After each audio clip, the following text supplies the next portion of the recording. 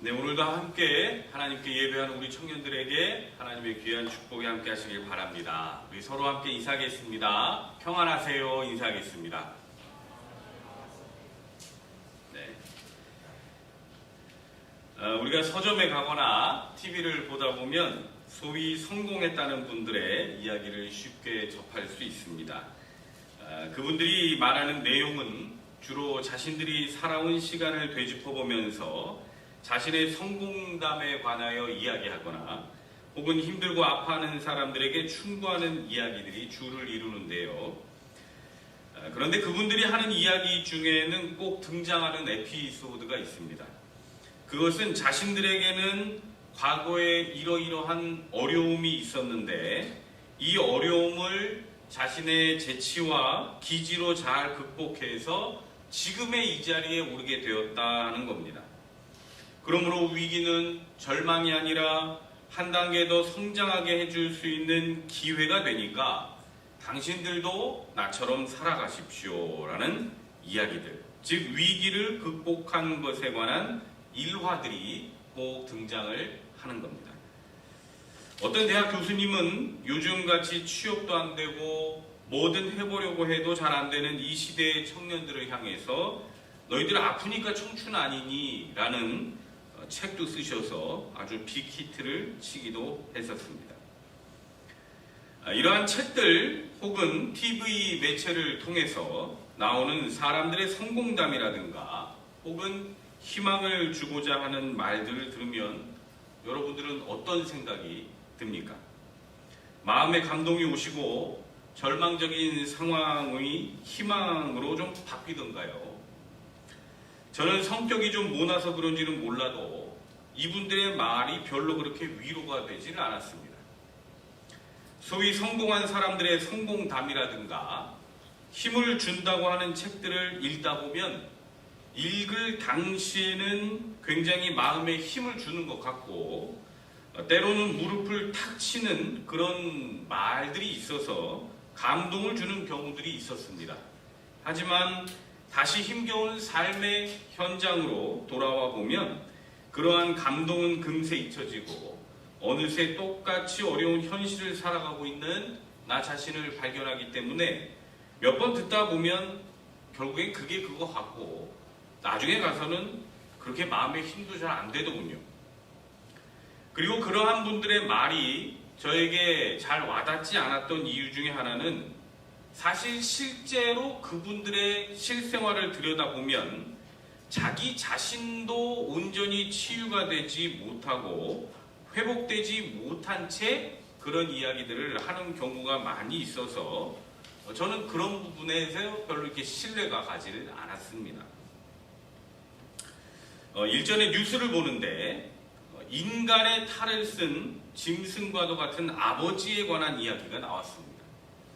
자신의 두 딸을 친아버지 되는 사람이 10년 넘게 성폭행을 해오는 겁니다. 그래서 첫째 딸은 견디다 못해서 스스로 목숨을 끊었고 둘째 딸도 자살을 시도했다가 미수에 그쳤습니다. 그 둘째 딸의 이러한 소식을 접하고 이 이야기가 만천하에 공개되고 나서야 경찰은 수사에 들어갔고 아버지를 구속했습니다. 그런데 그 스스로 목숨을 끊었다던 첫째 따님이 예전에 라디오에 보낸 사연이 하나 있었습니다. 그 사연이라는 게 대충 이런 거였습니다. 자신도 예전에 성폭행에 대한 고통과 아픔이 있었으니까 혹 현재 성폭력으로 인해서 정신적으로 시달리는 분들이 계시다면 여러분 꿋꿋이 이겨내십시오. 이런 내용이었습니다. 하지만 안타깝게도 그렇게 말씀하신 분조차 자기 스스로는 그 고통을 견디다 못해 하늘나라로 먼저 가고 말았습니다. 저는 이 시간에 누구를 비난하거나 누구의 말을 격하하려는 게 아닙니다. 다만 제가 드리고 싶은 말씀은 사람의 말과 사람의 성공담이라는 것은 그 이야기를 듣는 사람들에게는 일시적인 감동은 줄 모르겠지만 사실 근본적인 해결책은 주지 못하더라는 것을 말하고자 하는 겁니다. 우리에게는 잠시 잠깐 생기는 감정의 변화나 일시적인 태도의 변화를 생각하기보다는 보다 근본적인 해결책이 필요합니다. 그래서 오늘은 나에게 시험이 왔을 때, 나에게 고난과 어려움이 왔을 때 이것을 극복할 수 있는 그 진정한 해결책은 어디에 있을까? 하나님의 말씀을 통해서 함께 나누어 보는 시간을 가지려고 합니다. 사람은 누구나 어려움을 겪습니다. 그러한 어려움은 예수 믿는 자나 믿지 않는 자나 동일합니다.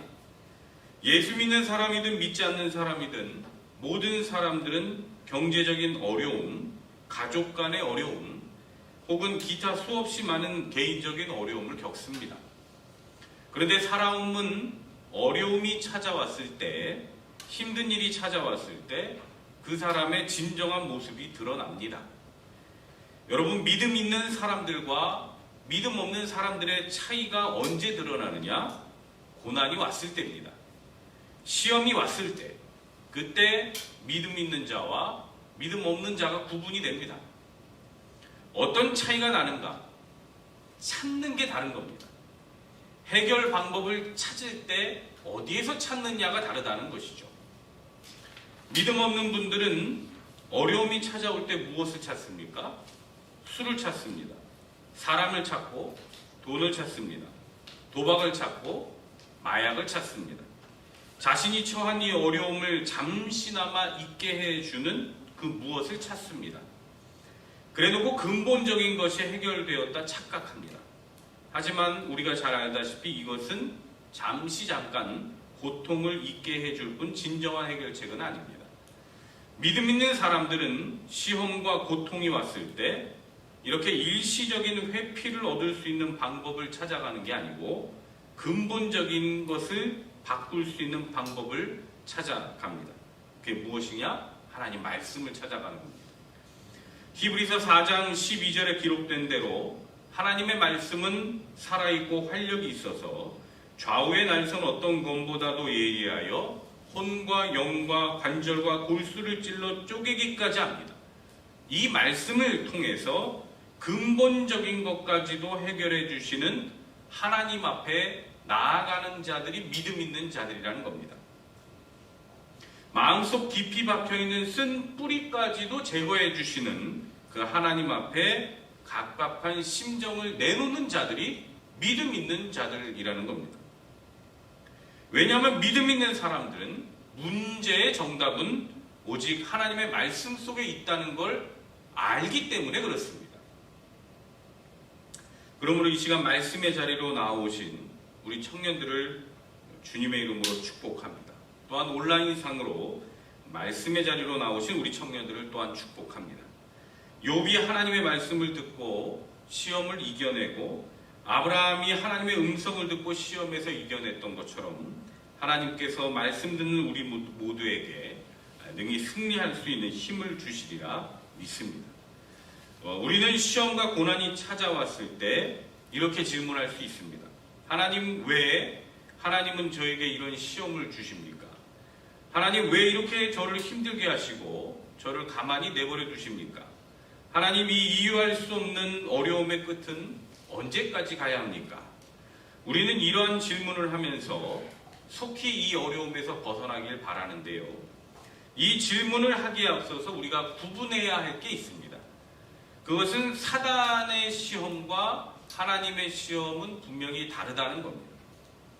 사단의 시험은 유혹을 이야기합니다. 마치 아담과 하와를 뱀이 유혹했던 것처럼 사단의 시험은 사람을 미혹해 하는 것을 말하는 것입니다. 반면에 하나님의 시험은 테스트를 이야기합니다. 아브라함에게 이삭을 바치라는 명령으로 아브라함을 테스트하셨던 것처럼 아브라함의 믿음을 그렇게 확인하셨죠. 또 욥의 믿음을 확인하기 위해서 재물도 가족도 모두 잃게 하시고 병까지 얻게 하셨던 것처럼 하나님께서는 우리들의 믿음을 알아보시기 위해 테스트하시는 겁니다. 그러면 하나님은 왜 우리를 테스트하는 것일까? 왜 하나님은 우리들에게 시험을 주시고 고난을 주시는 것일까? 어떤 생각에서 하나님은 우리들이 이 시험을 어떻게 이겨내기를 바라시는 걸까? 우리는 하나님의 의도를 알아야 하는데요. 여러분, 예전에 광해라는 영화가 있었습니다. 그 내용은 이렇습니다. 광해는 궁궐 안에서의 권력 다툼과 정쟁으로 인해서 살해 협박에 시달립니다. 불안한 마음에 안정을 취하고자 자신과 닮은 사람을 찾고 그 사람을 왕의 자리에 대신 앉혀놓고 자신은 그 시간을 이용해서 쉼을 갖고자 합니다. 어느 날 광해군이 갑자기 의식을 잃고 쓰러지는 사건이 발생하고 도승지였던 허균은 광해가 치료를 받는 동안 하선이라는 광대에게 광해를 대신해서 왕의 대역을 맡깁니다. 영화는 광해가 누워 있었던 15일간 하선이라는 거짓 왕이 광해 노릇을 한다는 그 이야기를 담고 있는 것입니다. 그런데 저는 이 영화를 보면서 그런 생각을 했습니다. 아무리 겉모습만 닮았다고 해서 저 사람이 왕이 될 수 있는가? 생김새가 비슷하다는 이유로 다른 사람들을 속일 수 있을지는 모르겠지만 저 사람이 진짜 왕은 될 수 없는 게 아닌가? 이런 생각이 들었습니다. 신분과 수준은 다른 겁니다. 왕의 신분을 타고났다 하더라도 왕의 수준에까지 오르기 위해서는 그만큼의 훈련과 노력이 필요한 것입니다. 높은 자리에 오르기만 하면 무엇하겠습니까? 그 사람의 인격, 지식, 성품 등이 그 높은 자리에 걸맞는 수준의 모습으로 성장해 있지 않는다면 이게 모두 다 헛것이겠죠. 신분에 걸맞는 수준의 사람이 되어야 하는 것입니다. 아무리 광해와 생김새가 닮았다 하더라도 하선이라는 광대는 왕이 될 수가 없습니다. 왜 그렇습니까? 수준의 차이가 있기 때문에 그렇습니다. 왕이 되려면 그만한 인격과 학식을 갖추어야 하는데 광대는 그냥 겉모습만 닮았지 이런 학식과 인격이 닮지를 못했던 거죠. 마찬가지입니다. 우리는 우리의 신분이 하나님의 자녀로 거듭났습니다. 하지만 그렇다 하더라도 우리에게는 아직 죄성이라는 게 남아있기에, 즉 죄인 근성, 노예 근성이 남아있기에 우리의 수준은 아직까지는 바닥일 수밖에 없습니다. 마치 이스라엘 백성들이 광야로 나왔고 지난날 이 애굽에서 노예에서 벗어났음에도 불구하고 광야에 나와서도 자꾸 그 노예 시절을 자꾸 회상하듯이 우리들도 죄의 노예였던 시절을 자꾸 추억하고 그때의 근성이 자꾸 남아있다는 것입니다. 이게 경향성이라고 합니다. 경향성. 그래서 죄를 자꾸 따라가고자 하는 경향성이 우리들에게 남아있다는 것이죠. 그래서 하나님께서는 우리들이 하나님의 자녀에 걸맞는 수준으로 성장해야 하기에 우리들을 테스트하면서 우리가 그 테스트를 견뎌내기를, 그리고 이겨내기를, 그리고 그 테스트에서 인내하기를 기다리시는 겁니다. 여러분, 우리는 하나님의 자녀들입니다. 우리는 이제 시험을 이기는 이러한 훈련을 통해서 진정한 하나님 나라의 왕의 수준으로 거듭나야 하는 것입니다. 그러면 어떻게 시험을 이겨낼 수 있겠는가? 먼저는 우리는 성경에 기록되어 있는 신앙 선배들의 삶을 통해서 우리는 시험을 이겨낼 수 있습니다. 성경은 믿음으로 시험을 이겨낸 진정한 승리자들의 이야기를 담은 책입니다. 우리 신앙의 선배들을 성경을 통해 한번 보십시오. 그들도 우리와 똑같이 시험을 받았고 그들도 힘겹고 어려운 상황이 있었지만 이걸 잘 견뎌냈습니다. 그리고 이겨내면서 승리를 거머쥔 것을 어떻게 보면 우리들에게 성경을 통해 보여주고 있는 겁니다. 아브라함을 보십시오. 자신의 소중한 자식인 이삭을 바치라는 시험을 받았지만 그는 그것을 믿음으로 극복했습니다. 주신 자도 여호와시오, 거두실 자도 여호와시라. 하나님이 주셨으면 하나님이 책임져 주실 것이라는 이 믿음으로 이삭을 번제해 드리려 했습니다. 하나님께서는 그 모습을 보시고 당장 멈추라고 하시고 내가 이제야 네가 하나님을 경외하는 줄 아노라 말씀하시며 아브라함을 축복해 주셨습니다. 요셉을 보십시오. 형들로 인해서 노예로 팔려간 것도 모자라 보디발의 아내로 인해서 억울한 누명을 쓰고 감옥에 갇힙니다. 그런 그가 하나님께서 함께 하시니 감옥에서도 은혜를 입었습니다. 제가 읽어드리겠습니다. 창세기 39장 19절에서 23절. 그의 주인이 자기 아내가 자기에게 이르기를 당신의 종이 내게 이같이 행하였다 하는 말을 듣고 심히 노한지라. 이에 요셉의 주인이 그를 잡아 옥에 가두니 그 옥은 왕의 죄수를 가두는 곳이었더라. 요셉이 옥에 갇혔으나 여호와께서 요셉과 함께 하시고 그에게 인자를 더하사 간수장에게 은혜를 받게 하시매 간수장의 옥중 죄수를 다 요셉의 손에 맡김으로 그 재반 사물을 요셉이 처리하고 간수장은 그의 손에 맡긴 것을 무엇이든지 살펴보지 아니하였으니 이는 여호와께서 요셉과 함께 하심이라. 여호와께서 그를 범사에 형통하게 하셨더라. 아멘. 우리는 이러한 신앙의 선배들의 모습을 보면서 그 어떠한 어려운 상황과 시험이 나에게 닥쳐온다 할지라도 하나님께 붙어 있으면 그리고 하나님이 함께 하시면 넉넉히 승리할 수 있다는 걸 배울 수가 있는 것입니다. 또한 두 번째로 우리는 성경에 기록되어 있는 하나님의 말씀을 통해서 시험을 이겨낼 수 있습니다.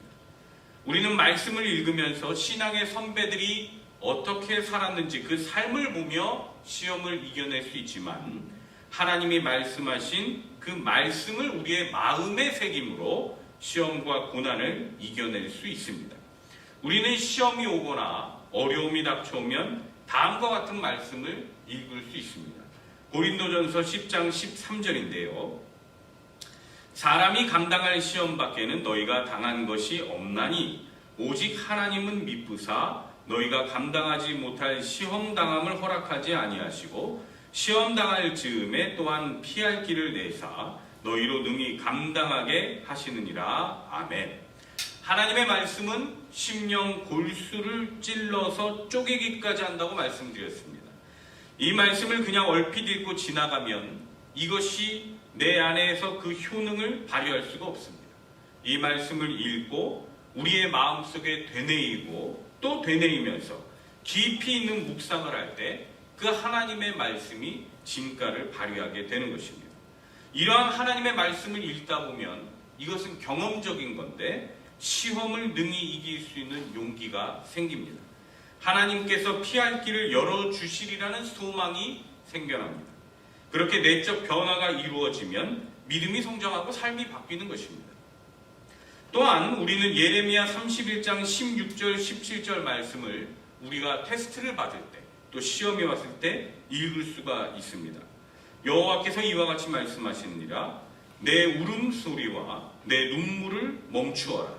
내 일에 삭슬 받을 것인즉 그들이 그의 대적의 땅에서 돌아오리라. 여호와의 말씀이니라. 너의 장래에 소망이 있을 것이라. 너의 자녀가 자기들의 지경으로 돌아오리라. 여호와의 말씀이니라. 여러분, 하나님께서 이렇게 우리들에게 말씀하십니다. 내 울음소리와 내 눈물을 멈추어라. 곧 내가 일한 만큼 내가 힘든 고생을 한 만큼 갚아줄 테니 이제 그만 울어라. 이제 눈물을 멈추어라. 너의 자녀들에게도 곧 길이 열리게 해줄 테니 이제 그만 울어라. 이제 너의 눈에서 눈물을 멈추어라. 이렇게 말씀을 하시는 겁니다. 이 말씀을 우리 마음속에 간직하면서 되뇌이고 또 되뇌일 때 우리의 마음이 포기하고 싶었던 마음이 감당할 수 있는 마음으로 바뀌는 것입니다. 이것은 경험적인 겁니다. 해본 사람만이 알 수가 있습니다. 사랑하는 노량진의 청년 여러분, 시험이 옵니까? 고난이 옵니까? 하나님의 말씀을 집어서 들고 펴서 읽으십시오. 그 안에 피할 길이 있습니다. 그 안에 위로가 있고 그 말씀을 통해서 시험을 능히 이겨내시길 바랍니다. 마지막으로 우리는 우리와 같이 시험을 당하신 예수님을 깊이 생각함으로 시험을 이길 수가 있습니다. 하늘에 계셔야 할 하나님이 이 땅에 오셨습니다. 우리들과 같은 몸이 되셨고 우리와 같이 짐을 짊어지셨습니다. 예수님도 사단에게 시험을 당하셨습니다. 예수님도 찢어질 듯한 고통을 당하셨습니다. 예수님도 말 못할 고통에 눈물을 흘리셨습니다. 십자가의 고통 속에서 비명을 지르셨고 목말라 하셨고 말할 수 없는 아픔으로 아파하셨습니다. 이러한 예수님은 시험이 어떤 건지, 우리가 당하는 고통이 어떤 건지 누구보다도 잘 알고 계시는 분입니다. 내가 왜 예수님을 믿는가? 제가 왜 예수님을 믿는 줄 아십니까? 예수님이 저에게 있어서 참 하나님이실 수밖에 없는 이유는 예수님만이 내가 지금 얼마나 아파하는지, 예수님만이 내가 지금 무슨 고민을 하는지, 예수님만이 내가 어떤 시험 속에서 있는지 모두 알고 계시고 이해하시기 때문에 저는 예수님을 믿습니다. 그래서 저는 사람을 잘 믿지를 않습니다. 왜냐? 사람은 겉만 볼 수 있거든요. 그리고 내가 이야기하는 것만 이해할 수 있거든요. 근데 우리 주님은 나의 심장, 나의 폐부까지도 다 살펴보시기 때문에 나는 예수님을 믿는 것입니다. 예수님은 시험이 무엇인지를 이론적으로 설명하지 않으셨습니다. 예수님은 고통이 무엇인지 말로만 하지 않으셨습니다. 직접 몸으로 그 시험과 고통을 체험하셨고 결국에는 십자가 위에서 승리하셨습니다. 예수님을 믿을 수밖에 없는 이유가 여기에 있습니다. 우리 사랑하는 노량진의 청년 여러분, 시험에 들었습니까? 고민 있으십니까? 성경 속에 나타난 신앙의 선배들을 묵상해 보십시오. 위로하시는 하나님의 말씀을 마음에 새겨 보십시오. 무엇보다도 우리와 함께 고난당하셨고 우리와 함께 시험당하신 예수님을 생각해 보십시오. 그분으로 인해서 여러분 잘 견뎌낼 수 있을 겁니다. 우리에게 닥친 이 시험들을 잘 견뎌내서 하나님 앞에 섰을 때 생명의 면류관을 머리에 얹을 수 있는 영광스러운 성도들이 되십시오. 근본적인 변화는 오직 예수를 통해서만 일어난다는 걸 앞으로도 잊지 마십시오. 아무쪼록 오늘 예배한 우리 모든 노량진의 청년들은 자신에게 닥친 고난과 이 시험을 통해 더욱더 행복한 청년들로 나아가길 바라고 또 우리 하나님을 더욱 깊이 알아가는 지혜로운 성도들 되시기를 주님의 이름으로 축원합니다. 기도하겠습니다. 나를 사랑하시고 나를 이해하시는 하나님 아버지, 이 시간 우리가 예배를 통하여 하나님 말씀을 통하여 하나님과 더욱더 가까이 나아가기를 원합니다. 이 시간 아버지 하나님 말씀을 통해서 하나님께서 우리를 시험하시고 또 아버지 하나님 우리가 이 고난을 당하는 그 이유를 잠시나마 알아보았고 어떻게 이것을 이겨낼 수 있는지 그 근본적인 해결책도 생각해 보았습니다. 무엇보다도 하나님의 말씀으로 승리할 수 있는 저와 우리 청년들이 되게 도와주시고 우리가 어디로 가야 할지 갈 바를 몰라 나아간다 할지라도 주님 능히 피할 길을 허락하여 주셔서 아버지 하나님 힘들고 어려운 이 세상 주님 한 분만으로 승리할 수 있도록 하나님 인도하여 주시옵소서. 오늘도 예배하는 우리 모든 청년들에게 축복하여 주실 줄 믿사오며 예수님 이름으로 기도드립니다. 아멘.